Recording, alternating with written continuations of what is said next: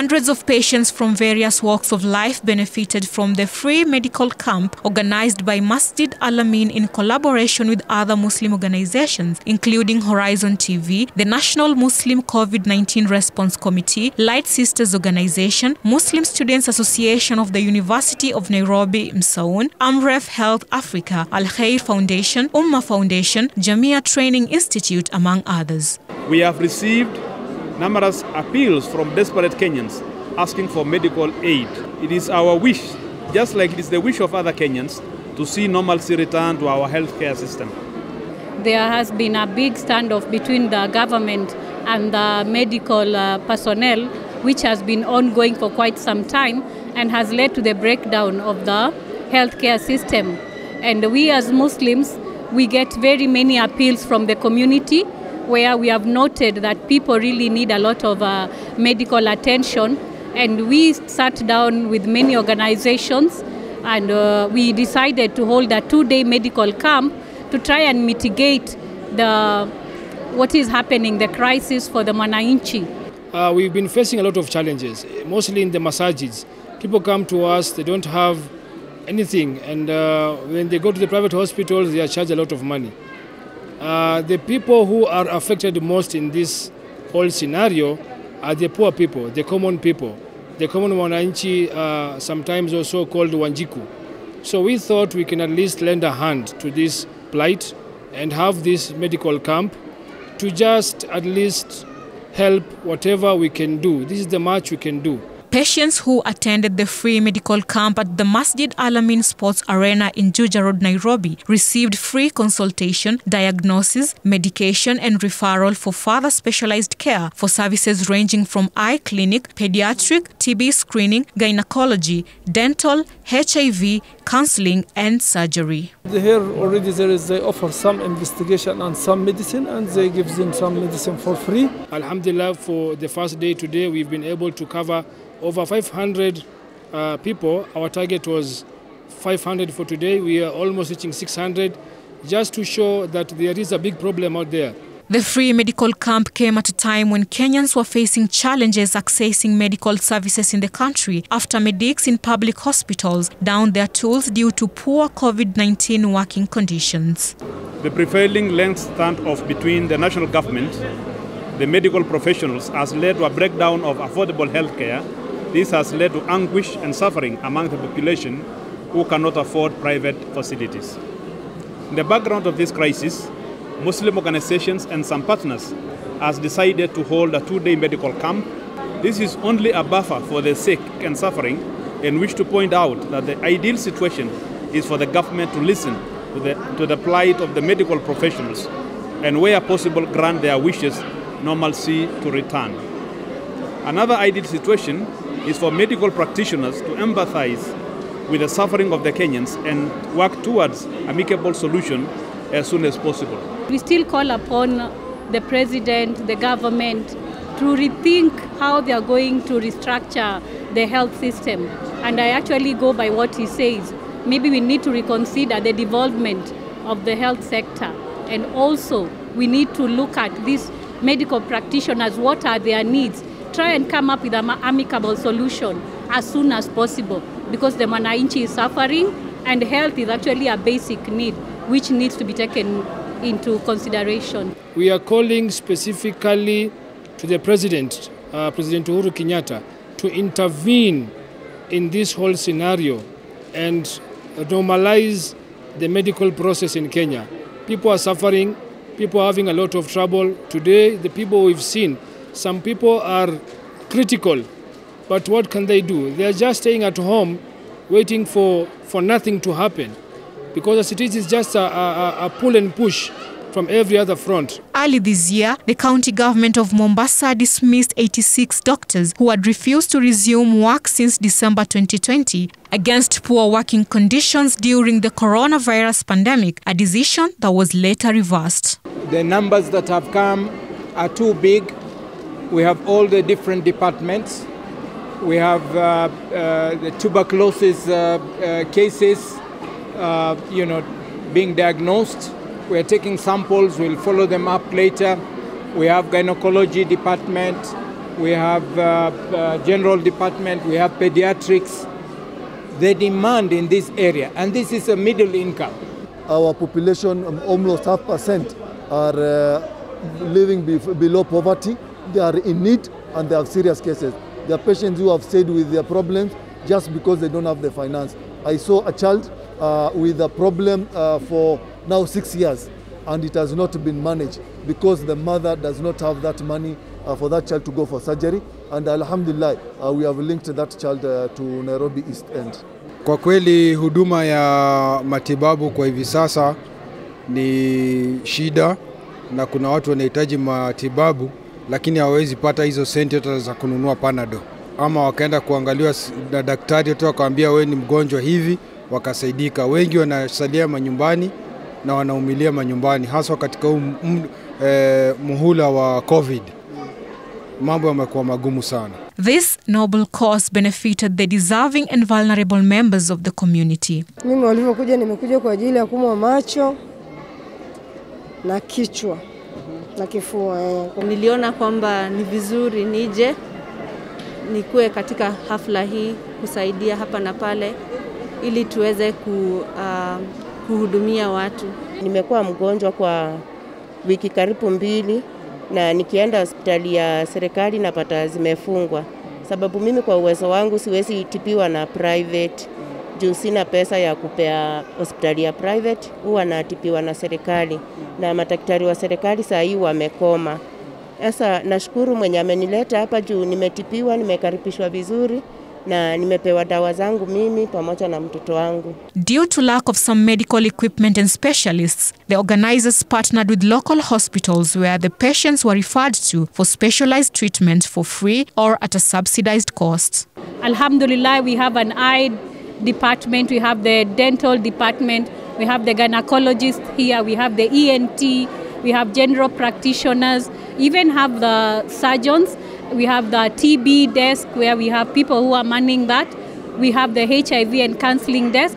And also we have psychiatrists who are also working on the mental health. And with all this, we have a lab where we are having people being tested. Na kwamba wengi watapewa discounts za pengine surgery after referral. Na kwamba hii si kawaida. Ukienda kwa hospitali utapata unalipa 100%. Lakini juu ya hafla kama hii tunapata mtu atalipa tu 50%. The pharmaceutical section received an overwhelming demand for specific drugs, raising eyebrows on our unhealthy eating habits. Sana shida tumekuwa tunakumbana nayo ni shida za infections za tumbo. So I can say kulingana na makazi hapa hivi, what we've been experiencing is GIT infection, mostly GIT infections. Now concerning some of their dietary issues here, most people are complaining of the gastritis, acidic, some of acidic factors. So I think those are some of the major things that we have experienced. The issue of GIT ni chakula sana, because ukiangalia diet ya watu wengi it's so much compromised. People are not taking maybe vegetables. People are so much into these spices food. So I think those are most of the contributing factor to the GIT problems. The patients expressed their gratitude to the organizers, saying they have been suffering in silence without getting help for long. Kwa kweli nimeshukuru kwa huduma hii kwa sababu ni free, ni ya bure, hauchajiwi. Japokuwa dawa zingine hapa hauna, ndio wanakuambia kanunue au uende kliniki yote ukachukue pale ndio unaweza kupata. Na naona madaktari wamenyenyekea kwa kutuhudumia, wanatuhudumia vizuri. Nimeona wako na umakinifu, wako na subra, wanakuuliza kitu taratibu mpaka wanamaliza, na unawauliza maswali, wanakujibu kwa njia mzuri mpaka unaelewa. Dr. Sami, a consultant surgeon, says it was important to hold the medical camp to help those who cannot afford treatment in private hospitals. Most of them, they have a chronic problem for surgery. For example, someone has a very big prostate and he can't offer that money. It needs a lot of money. So we are trying to help him to do that for free, inshallah. We'll try to do for him that issue because this, he's working now with catheter. He can't work with that for free. He should put catheter all time. So he can't continue his life with catheter, of course, without operations. He should do. If we didn't help him, so he will not do, he will continue for his life, or his kidney will finish, will disappear, will fail.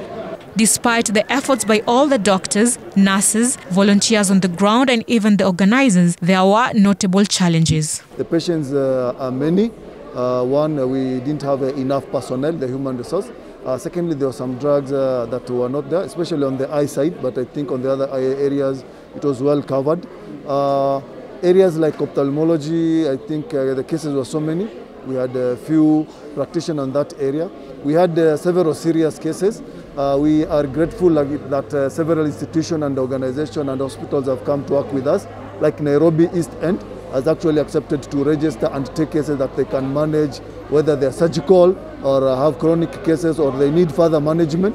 So we have several links that it's not just about a one-time of seeing patient, but more importantly, it's the continuum of care of that patient in terms of what they have, so that we can actually deal with the patient as a whole, not just as a disease. So there are also further plans for patients maybe who have chronic eye problems that need surgery, patients that have surgical issues.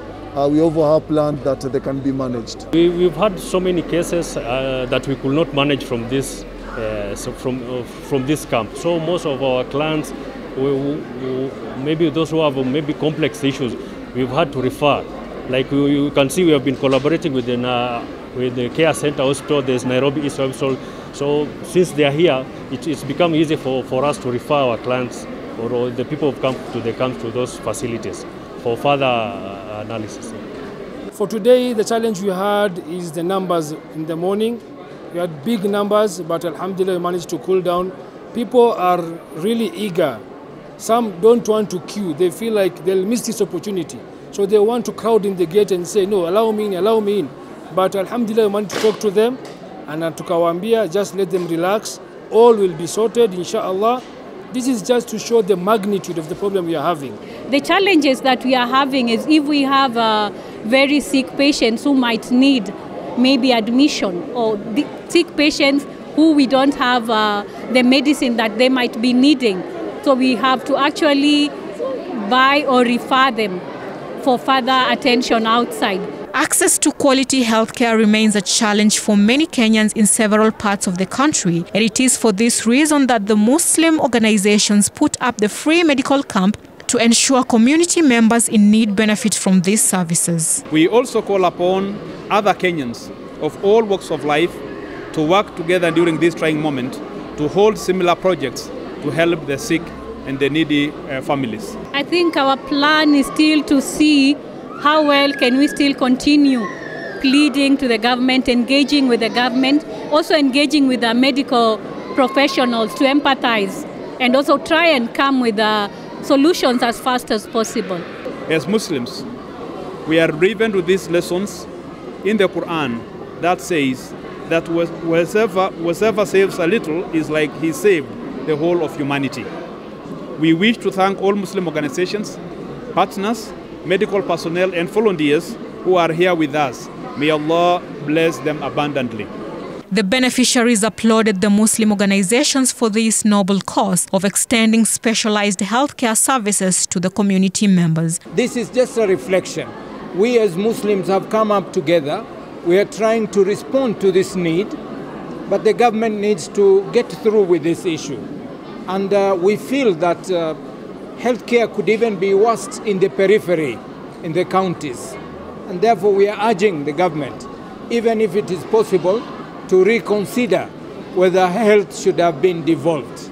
Watu wakisikia kama hawa Light Sisters wanafanya kitu, waje wa join, washirikiane, kwa sababu hakuna mgonjwa Muislamu na hakuna mgonjwa Mkristo, hakuna mgonjwa Mprotestant ama ICA. Sisi wote ni binadamu na ugonjwa ujui mkubwa wala mdogo. Ni kama vile COVID imekuja, inapata mtoto mdogo mwezi mmoja, siku mbili, shosho. Kwa hivyo ningependa kitu kama hicho kikiwa watu wachangie, na si hapa peke yake, hata kitu kama si hawa Light Sister wamefanya, na watu wengine wamefanya mahali pengine, wasaidie katika huo mwito. Yeah, I told all of them first to help poor people, whatever he is available, even in his hospital. Also, if he saw someone poor, also he should cooperate with him. He should try to help him by any issues, by any means like that. I think as a stopgap, this is good, but I don't think it should be the solution. I think in the long term, in the future, what we need is actually to have our own facilities. We have the human resource that we can actually be continuously supporting, helping, and giving back to our population, to our people. So I think for me personally, if you ask me, medical camp is just a stopgap thing to do. But in the long run, we need to have permanent facilities, permanent activities that are supporting our people in the sector of health. Salma Salim, Horizon reports.